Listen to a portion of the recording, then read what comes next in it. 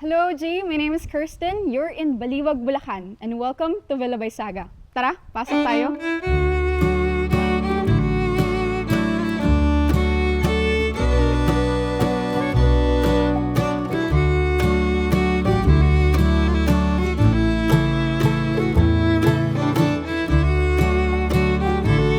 It was personal for us because may pangarap. Typically, we build for other people eh. And yun yung nakasanayan namin. As builders, may isip mo, sayang sana ginawa ko to. Sayang sana pinush pa natin to lalo kay client. Or do this, do that. We hope that the client took more risk. So for us, it's super personal because it's an experiment din. Dahil sanay kami na pagkatapos ng project, iiwanan na namin for them. Sobrang nakakatawa kasi meron na kaming sa amin. Hindi na, kumbaga pagkatapos ng process ng finishing, ng housewarming, invitation, and everything, may iwanan na lang, ito, nababalikan. It's personal for us kasi nababalik-balikan namin and natatawag namin siya na sa amin talaga.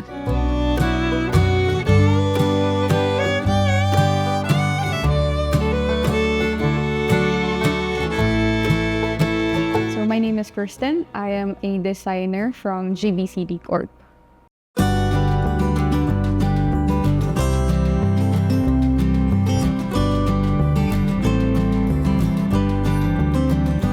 So the story behind Villa by Saga, it all started with a question. So as builders, what if we build something for ourselves? So in actuality, it also was an opening or an opportunity rin po for our workforce, yung mga laborers namin, to try something new. So, it became a training ground for them to experiment with materials, with building practices, and na-educate din naman sila along the way because the materials that we have used and the practices that we have applied in building this building are new for them. So, para ma-familiarize na rin nila yung mga sarili nila. Ayun, eventually, it came to a concept. Na-solidify yung concept na pasok dun sa standards namin of craft and also of comfort. Yung team po namin, yung work namin, we are based here in Bulacan. So, sa katagalan na rin po ng pagstay namin dito, we have noticed na the place is like a stopover for people who are going to the north. Lagi po siyang stopover. It's where people mostly meet, mostly cross paths. So we thought, what if instead of BALIWAG Bulacan being a stopover, it becomes a destination? Ayun, as builders, exposed na rin kami sa iba't ibang klase ng design. What mostly inspired us is modern Filipino tropical and also mid-century modern. Kasi we saw saturation in the market with, white and wood minimalism, which is great, kasi it's booming. But also we wanted to try something new and take some risk in putting and mixing and matching textures, colors, and moods all together.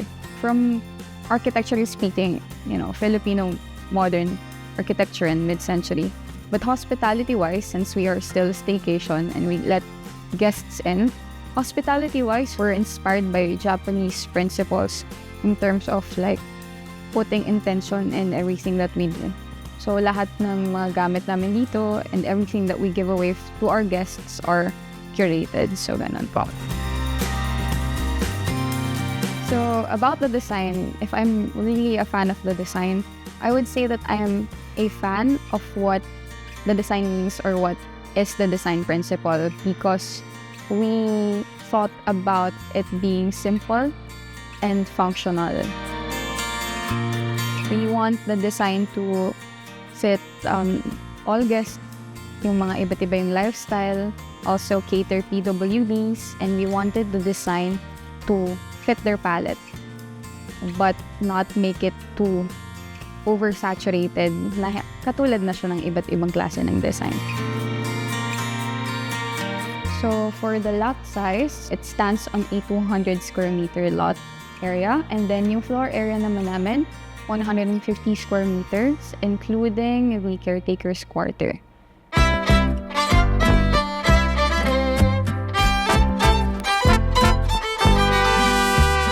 So once you step in the property, you are gonna be welcomed by this spacious garage na pwedeng pag-parkingan ng tatlong cars.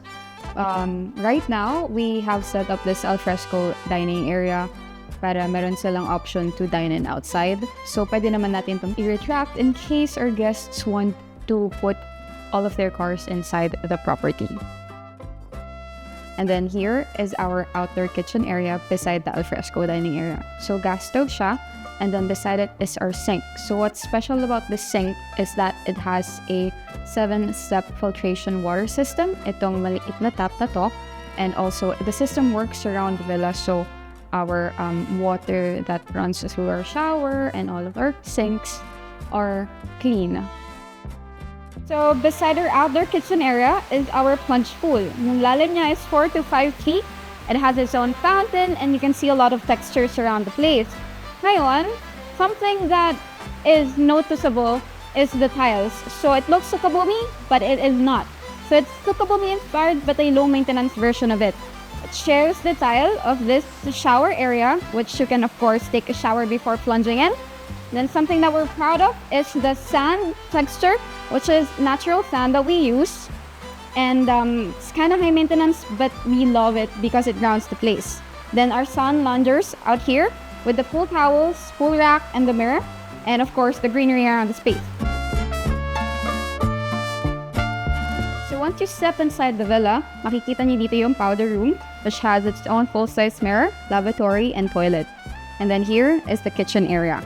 So as you can see, it has its own kitchen island, which can fit up to 2 people. And it's perfect for morning breakfast or like midnight coffees, kung gaano man kayo katakam magkape.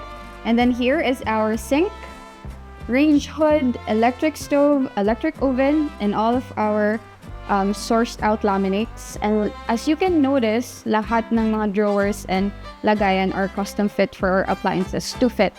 So kompleto naman kami ng appliances, including our side-by-side refrigerator, and everything are stored inside the drawers. Now here is our dining area. So this is the heart of the villa, and yung background niya is of course our full concrete stucco wall in terracotta, and then it can fit up to 8 to 10 guests. So our dinnerware, silverware, and everything are curated, so the look and the vibe of your dinners and meals are cohesive with the whole space. And then our crowd favorite, of course, the sunken living area. It boasts this 5 by 5 feet painting by one of our friends who is an agriculturist and a hobbyist. So it tells a story about the soil formation of Bulacan. So in the sunken living area, you can see the colors that you will be seeing around the place. And then our television, our speaker, microphone, and the game boards, and all of the entertainment that you can use and utilize within the space once you stay here in our villa. Here on the first floor is our master bedroom, or we call it bedroom 1. So this is accessible for people with disabilities, sa mga senior citizens natin, and yung mga hirap magpanhik-panaog. So it's perfect for a couple, it's perfect for 2. In this bedroom, we have an outdoor lavatory, and then inside the other room is the toilet and the shower. So what's special about our shower is that it's the technicalities is that it's a piano and thermal, so you can enjoy hot and cold showers. Before we proceed with our second floor, gusto ko lang ipakita sa inyo tong beautiful arch that is a signature from Saga.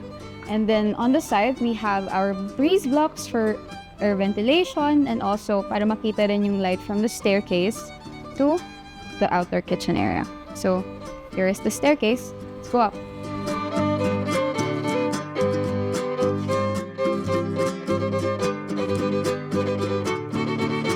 So nandito tayo ngayon sa second floor, which has 2 bedrooms. So bedroom 2 and bedroom 3. And then on my right, we have here the lounging area, which you and your friends can smoke and hang out. So this is our bedroom too. So it can host up to 8 guests. So it has its own tatami, loft style structure. So it can fit 4 downstairs, and then upstairs it can also fit 4.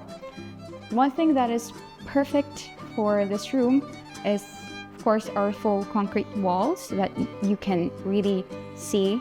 And then also to expand the space a little bit more, we have also installed this mirror. And then on the right, there is a vanity setup. And then it also has its own ensuite toilet and shower.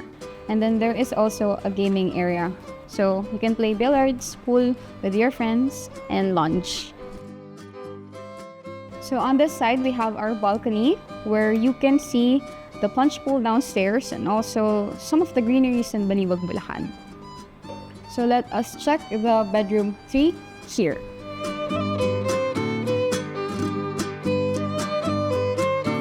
So nandito tayo ngayon sa 3rd bedroom, and on my right, it has its own ensuite, bathroom, and toilet. What makes this room different is that it has its own desk, so pwede kayo dito mag-study, work, learn anything. And then this is the stair going up to the loft bed. And then we also have this bed and all of the amenities that we offer in the villa.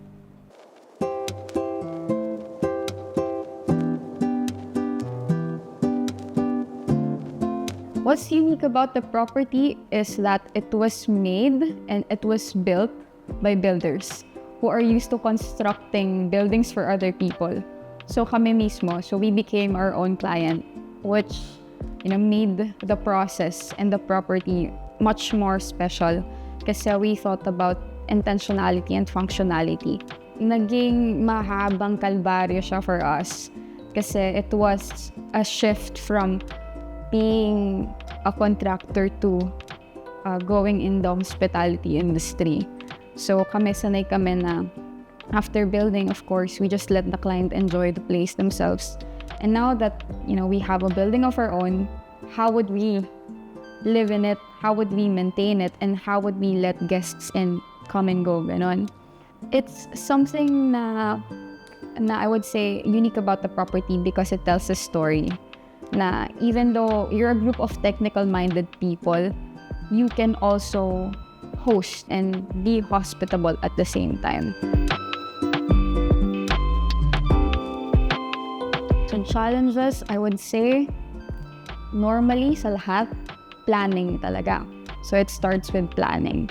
It became an amalgamation of everybody's concept eh. So dun sa planning pa lang, there were a lot of exchanging sketches, late night conversations, and iba-iba rin yung preferences ng isa because it was made by a group. It was really difficult at first, building and conceptualizing the place. But then once we built it, it's, going smoothly naman. In terms of technicality and building, Villa by Saga was built on one of the older subdivisions in BALIWAG. So walang drainage system. So we had to build our own drainage system from scratch. And then dahil it ended on October, so per months, typically it laging umuulan.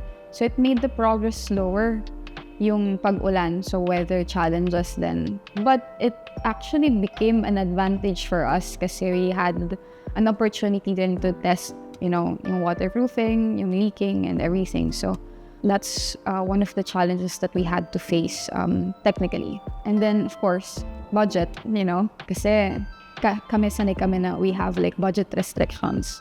Like, ito lang yung kailangan namin gawin. So now that this is our own project, yun yung challenging. Kailangan namin isiksik or i-utilize and maximize yung budget na meron kami from a client's perspective as well.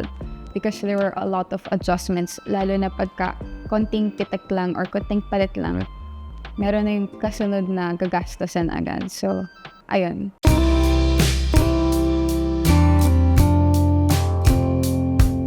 In terms of the learnings, ironically, hindi lang siya about construction. But it's also about conviction. You have to be firm. You have to have decision. Doon namin natutunan mag-budget making for ourselves din.